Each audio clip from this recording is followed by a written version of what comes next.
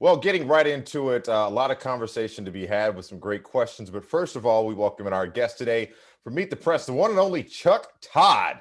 Thank you, Chuck. You get a round of applause. Thank you. Thank you. Someone from outside our world.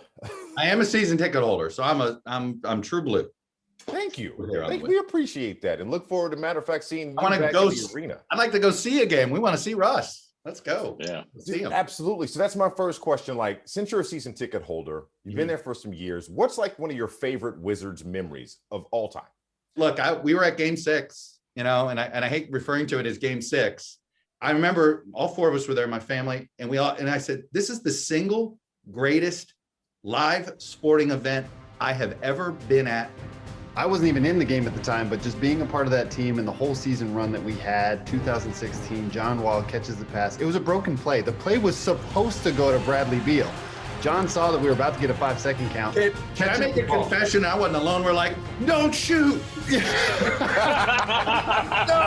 don't shoot. But it was one of those slow motion moments where he shot it. The ball was in slow motion as you watched it go through the net, and the crowd just goes berserk. The roof came off of that place, and I just wanted to find somebody to hug. And I'm the journalist. I'm the reporter. Right. I'm supposed to be like, so right. John, tell me about your shot. No, I was like, somebody hug me. We're going to Boston for Game 7. The hugging the random people as we were leaving the arena. Yeah. And it was again, I go back to, there is no doubt in my mind, when this team can start winning consistently, this town is going to erupt. This town wants to be a basketball team. Chuck, another crucial component to that transformation is a guy who that play that we just sat here and talked about was originally designed for. Right. Bradley Beal, finally getting his first All-Star start in his career. Just tell me what your thoughts are from seeing him back when he was just coming into the team to where he is now, getting so many accolades. So I grew up in Miami. When he first joined, you're like, it's a Gator, but I'll admit that I've never had the sort of the hatred of Gator basketball as I have for Gator football. That's a whole nother that's a whole nother level as a Hurricane.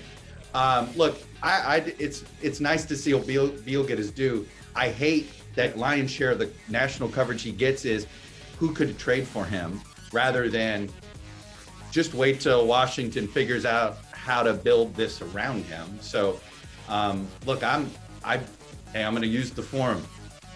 Please don't trade him. Please don't trade him. I mean, he right. Just don't trade him.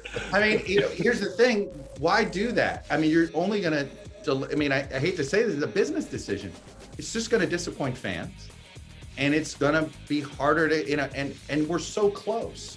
And frankly, this team is incredibly athletic.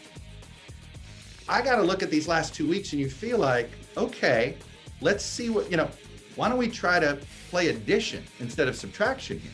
This is, look, the East is a little top heavy, but there's no reason why we shouldn't be competing for a playoff spot. And so, let's do it. Since you've been here, like, who do you think is like the Wizards' like number one rival? 5 years ago, I would have said it's apathy. It's fan apathy. The Celtics are one thing, but it's funny. The Knicks should be, the Sixers should be, right? And the other sports, the Philly and the New York Towns are the rivals. But I don't feel that rivalry with either one of them. I feel like the games with like Orlando and Miami have meant more. The Celtics games have meant more. You know what I mean? I think we sort of lack a rival, and I kind of wish we had one. Okay, I got one better for you. Since we talked about the John Wall shot, all time, if you had one person to take a last-second shot, who would it be? I think the answer should be Wes Hall. I think that's the proper answer to this program. But if you're asking one, I mean, it of all time, I mean, how do you say no to Michael? Ooh, another one. Right. I like both of those answers. Honestly, very politically correct answers, might I add. I will only pick people that have been president of the organization. Right. I see what you did there. See what I did? Pretty good. Man, I sort of stumbled into that, but I got there. Chuck, we appreciate you taking some time with us.